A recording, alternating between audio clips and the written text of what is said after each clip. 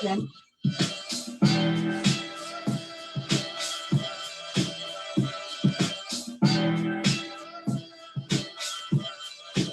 All right. Hey, good morning, everybody. Welcome to Culture Kitchen Live.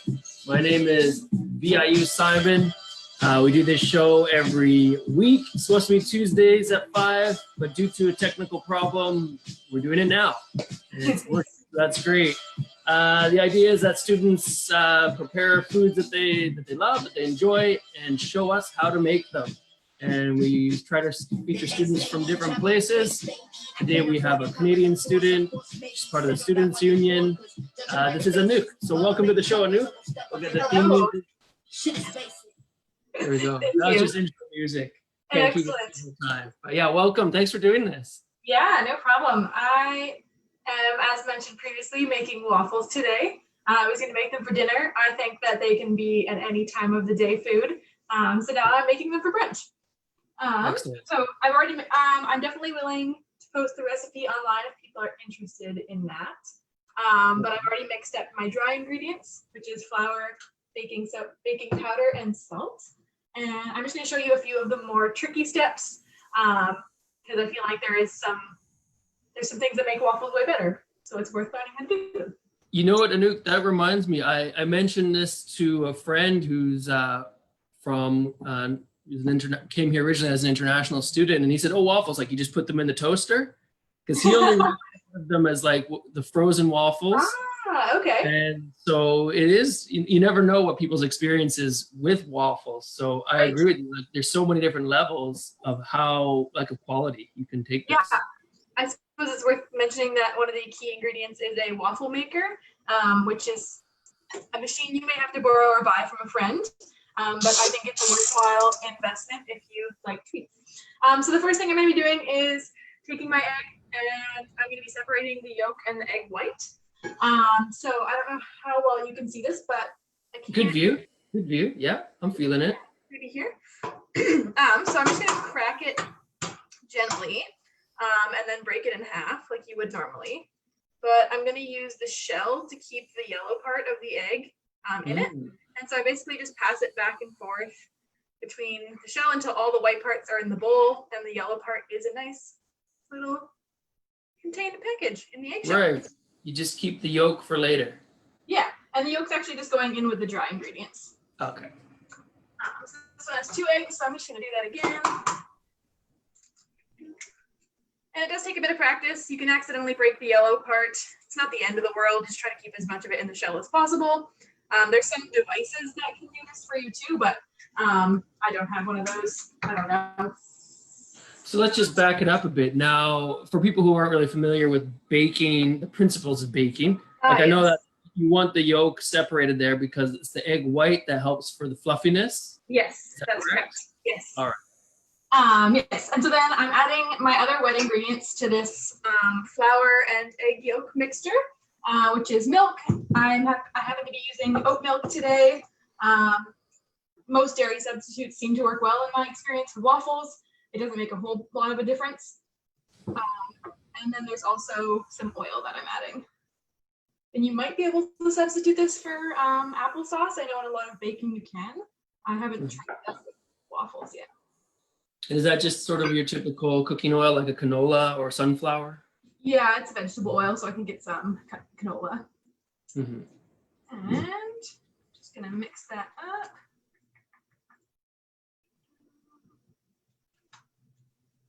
Stir it up. Yes. So I know, Anouk, when I introduced you, I said you're active with the Students' Union, but what program are you studying, or are you involved with there as far as academics? Yeah, so I am near graduation of my Bachelor of Science in Biology and Psychology. And before that, I did forestry. So I've been at VIU for a lot of years. And then involved with the Students' Union for almost 4 years now. Excellent. So people have seen you with different hats, as we say, doing different things on campus. But this is I don't know, maybe, is this a first for you doing a cooking event for students? Or were you involved in the pancake breakfast? I guess I'm kind of involved in the pancake breakfast, but it's mostly just setup and takedown. It's not really like I'm not cooking the pancakes. Okay. So I would argue this is my first cooking show style presentation, but I was on a 10-day canoe trip last year, and once the boredom got to us, we decided to make an improv cooking show for our peers while we were making dinner many days, which was quite entertaining because we didn't really have all the ingredients we needed. Okay, so what have you got there? This is the egg whites. They're a little bit yellow. I really like to use free-range eggs. I find that they taste a lot better and they make my food yummier. If this is loud, feel free to mute me, but I'm going to whisk the crap out of this because that's what you got to do. Whisk. And for the ESL students, that's good vocabulary. Yes, the whisk. Whisk. And that's the tool. Is that called a whisker? Is that part of a cat? When you're whisking, a good way to whisk is kind of in the shape of a Z. You kind of want to maximize your surface area in order to get the most out of your whisk. And so my instructions tell me to whisk, beat the egg whites until stiff but not dry. I don't actually know what that means. I'm going to be honest with you. I'm pretty sure dry is when you get to the point of a meringue, like in lemon meringue pie. So I don't quite want it to turn into that, but I want it to be really full of air and light.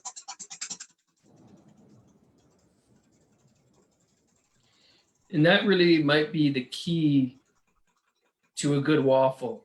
Yeah. You need that fluffiness. And that's really going to set it apart from the frozen waffle, where you might not even call it, like, they're so different.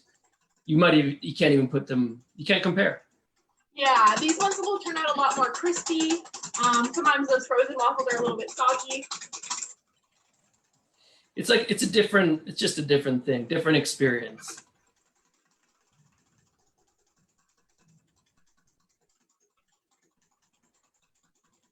But I think both of them are quite common in the Canadian experience. I'm thinking of our international students. I don't know that the frozen waffle is popular in Asia, for example. I don't know. I don't really think so. But if anyone out there, I got to check the comments, actually. I haven't done that. See if anyone's on live. I know this is not our usual time, but we'll see if anybody has anything to say. Maybe there's some commentary about frozen waffles in other parts of the world. So, okay, we got a few people watching. Oh, Janelle's tuned in. Hi, Janelle. Yeah, great. Yeah, and I don't have like an electric mixer, so I'm just using a whisk. You could also use electric mixers, and it would be a little bit faster and obviously less arm work. I don't want that many appliances in my kitchen. Yeah. Okay, we've got some messages here. So Dana, who worked with me, she's saying hello. Nice to see you guys. Hi, Dana. We also got Shirag. Says good going, Anouk and Simon. Just giving us some encouragement. He's a Master's of Education student. And then we've got Sarah, a regular fan. Oh, Dana says frozen waffles are a staple in her house. Ooh, lovely. Well, you can still dress them up really nicely. Dress them up, exactly. Yeah. And they're so quick and easy. I actually like to put, if I have them on occasion, I'll put vanilla ice cream on them and maple syrup, and it's a dessert. Ooh, okay. I would say, oh yeah, keep going, sorry. So this is kind of what they look like. This is where I'm keeping them, so you can see it's kind of foamy. I can't tilt it too much more, but no, I can see that's foamy great. And light and airy. And so then I'm going to fold them in. And so the purpose of folding them in is that you don't want to you just put all this air into it. You don't want to have all the air come out of it. So you don't want to mix it up like crazy and get rid of all the bubbles. You kind of just want to gently fold it in. And folding is kind of a weird way to describe it, but what that means is basically you're just kind of like lifting up the batter gently and like allowing it to mix, but not, trying to keep as much air in there as possible, basically. Sort of a gentle combining of substances. Yeah. I don't know if that's the right way to put it. No, that's a good way to put it. And so my waffle iron has been heating up this whole time we've been speaking. Yeah. And so it should be ready to go. And Great. I usually leave it at the medium setting. Some of them have different heat settings, some of them don't. And I really like a good Belgian waffle, so that means it's deeper. The pockets are a bit deeper, and usually they're a bit bigger than a traditional waffle. Mm-hmm. That depends on the maker that you buy.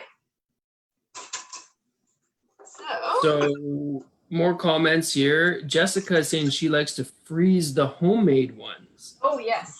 That's something I hadn't thought of. So you get that homemade waffle quality, but quick and easy with the toaster. Yes. And I do that too because I live alone, so I can't eat 8 waffles in a sitting. So the best outcome is to freeze some of them and eat them for dessert later usually.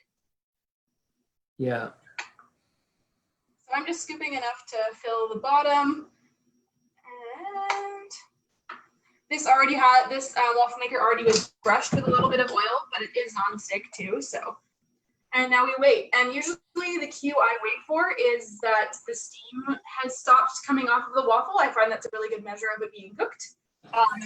You could time it as well, but you can usually smell it cooking. It smells pretty yummy. And while that's cooking, I'm going to chop up some fruit because I'm feeling like that's what I want for my topping today. So we got a banana going on.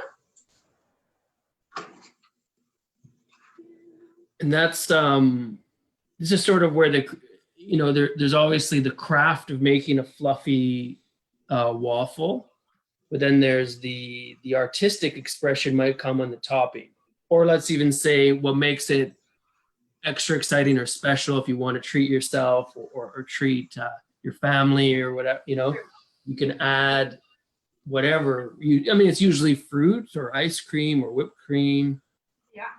Yeah. So, I got half a banana that I'm chopping up, and got some raspberries. They were on sale at Country Grocer in town, so it was like $5 for the double pack when it's usually like $5 for the single pack. Okay. So I thought I'd splurge a little and treat myself to some of those. One life to live is what I say, as far as we know. So. And food's the only thing that you interact with that becomes you. So I feel like it's worth investing in something tasty. Yeah. Making up your body. And as far as sort of the culture around it, my experience is that waffles is usually something reserved for weekends. Yes. Traditionally, yes, but every day is a weekend right now for me, so I'm not really breaking that tradition. That's right. And another topping that is essential in my house is real maple syrup, which is labeled Canada Grade A. I don't really know about the grading system, but that's how I identify that it's real maple syrup. I was born in Quebec, and as a French-Canadian family, we kind of stick our noses up to Aunt Jemima. Sorry, Aunt Jemima. But that's basically corn syrup with some maple flavoring, whereas maple syrup comes from a tree, which is pretty cool if you ask me. And so maple syrup, very cool. If you haven't heard about the process, I don't know how many international, potentially not aware listeners we have. Mm-hmm. Maybe some. Yeah, there's going to be some. There's a few now, and there'll be much more after the fact. So yeah, it's right. Yes, so maple syrup is made by sticking a little spout into a tree, and at the right time of year, the trees have a lot of water flowing through them, and it happens to have some sugar in it because that's how the trees feed themselves. And so at the right time of year, if you put this special tap into the tree, the water will flow out into a bucket that's collecting it below.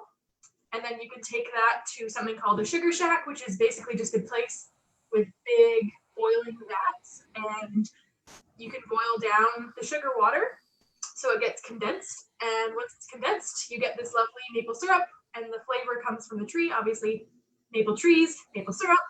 You can also get syrup from different kinds of trees too, but maple is the most common here in Canada. So anyways. It's also, obviously that's the same leaf that's on our flag. So it's quite, it doesn't really get more Canadian than that in terms of food, right? It's on our flag. Very true. The leaf is anyway.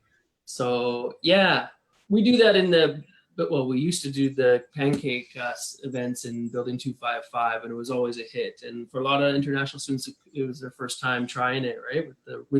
I emphasize the part about the pure maple syrup. The reference to Aunt Jemima, that's a brand, just for folks that may not know. So you can get maple syrup that's mixed with, sugar or glucose and stuff, or corn syrup, I'm not sure. But a lot of those are just 10% maple syrup. They're much more affordable. But if you want the real deal, you have to look for the 100% maple syrup. And it is pricey, so much so there was a heist, a huge robbery of $18 million worth of maple syrup about 5 years ago in Quebec. Yeah. So it's serious stuff around here. Yeah. Oh, yeah. So it is expensive, but I find that you don't have to use as much of it because it's quite flavorful. Yeah. And also, you can get it from the trees in British Columbia, but it's quite different. It's mainly made, as Simon mentioned, Quebec and Eastern Canada, where it gets a lot colder in the winters. So the trees have a bigger transition between summer and winter. Yeah, for sure. We're almost done here. This one looks pretty funny. It rose a lot, actually. We've got some more commentary coming in. Ooh, lovely. David is saying he's enjoying this, learning how to make the real waffles today. Thanks for putting this on. We're glad to know he tuned in. Also from Sabri, I love waffles with Philadelphia cream cheese and blueberry. Ooh. So yeah, you can do anything with your waffles. There are no rules. I almost thought about making a savory waffle, but I didn't have all the ingredients. But you could put cheese and bacon in the waffle and then make it kind of like a more salty instead of like a dessert style. I don't do that very often personally, but I know there's people who do. Then there's chicken and waffles, which is more of a American, I think like Oakland, California kind of thing. I mean, it's obviously spread or the South. Yeah. But chicken and waffles is a thing too in certain pockets of the U.S. Yeah. Maybe it's more than pockets, but yeah, it's even here sometimes. I know there's a couple places in Nanaimo serving it. Yeah, interesting. Yeah, it's a tasty combo as well. Whoever thought that up knew what they were doing. Let me just say, if you're just tuning in, this is Culture Kitchen Live. We do this every week. It's through the VIU Cultural Connections programming, which is intercultural programs, things to help students connect with each other, the community, and share culture. So each week features a different student sharing favorite food, how to cook it. Today we have Anouk, who's a Canadian student, showing us how to prepare waffles. And I think the first one's almost ready. Yes, it is. And I probably won't cook all of them on screen because they do take a little while. So as you can tell, this might not be an ideal meal to host if you have 10 friends over, when we're allowed to have 10 friends over again. Because each waffle takes like 4 or 5 minutes. But you can keep them hot in the stove if in the oven if you want. You could leave it on low in a baking pan. So we have a waffle. Ooh, that's beautiful. Thank you. The other side's I turned it upside down because the other side's a little bit less beautiful.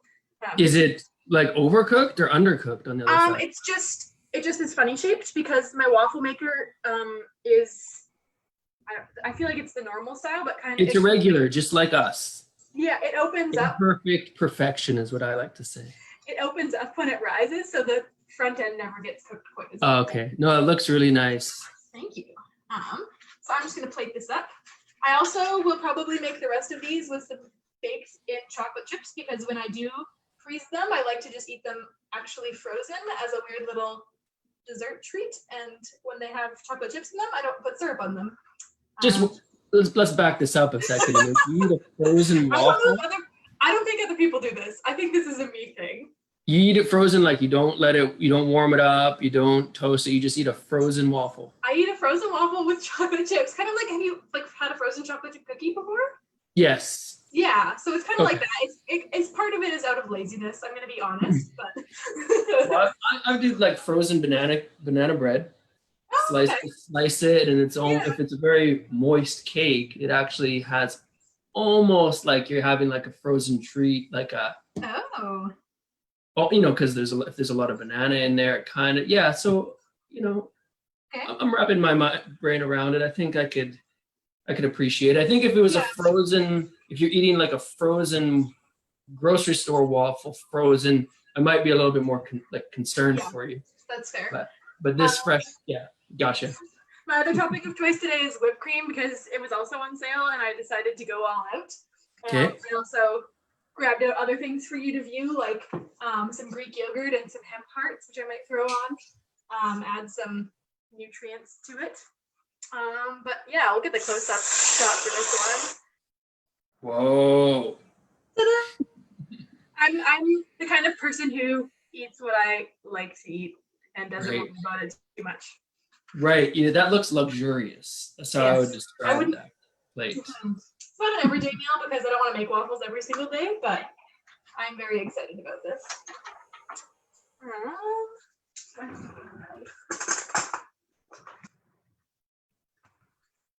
Wait. Are you ready for a taste? What about the maple syrup? It's on there. Okay. It was a little sneaky. You can't really see it very well. I feel like I should get some theme music for this moment. Okay. Is it going to be Canadian music or like what are you thinking? Well, I don't know. It's just going to be like to build up the intensity. Oh, okay. So maybe what we had at the beginning was pretty good. Oh, I know one. Here we go. This is fun.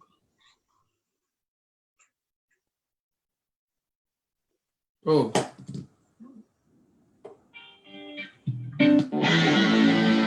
All right, this is maybe a little intense. But it's like, this is how we do it, you know, in semi-quarantine life, waffles on the weekday. Anouk. Culture live. Oh yeah! That's how it's done, folks. That's good. Breakfast. Oh yeah! All right. Hell yeah! All right. On for another. Yeah, nice to see all you folks. Thanks for tuning in today. Yeah, that's it. And you made good time. I think this is the, you know, but like you say, if you're going to make for a lot of people, you probably want to warm the oven and maybe have some fruit on the table, keep everyone happy, and then come out with those luxurious topped waffles. And I would say it's inspired me to do such a breakfast on a weekday because, you know, we're in unprecedented times, right? True. And it actually really only took me about half an hour. I mean, you could make it work, I think. You can make it work, exactly. You know, you could be on a Zoom meeting and just turn the camera off. And you turn it on to speak for a moment. You're like in your apron eating a waffle. But you know what? People might just be inspired rather than irritated or like, I'm making the best use of my time in this moment. Yeah, everyone's got to live their own, you know, be their best self-care. This is an age of self-care too, because it's weird to be on the computer so much. So this is good. Thank you for the inspiration. I'm taking waffles, I would say, to a high quality level because it's one of those things that if you're not in the habit of making them, it takes a little inspiration, a reminder of how good it is. So thank you, Anouk. No problem. I will share the recipe with Simon so he can include it with the post if people, because I feel like that's worthwhile. I am using an ancient recipe book, so I find that those recipes are often tried and true. Take care. Well, thanks so much, Anouk, and thanks for everybody who's been watching the program. Again, it is Culture Kitchen Live. It's usually on every Tuesday, 5 p.m., but if the stuff or the computer stuff doesn't work, we do it whenever we can. But if you're interested in hosting, send me an email. My email is there. And yeah, that's it, folks, for now. And see everyone later. VIU Simon signing out. Anouk from the Students Union. Take care. Cheers, everyone. And make good breakfast every day of the week.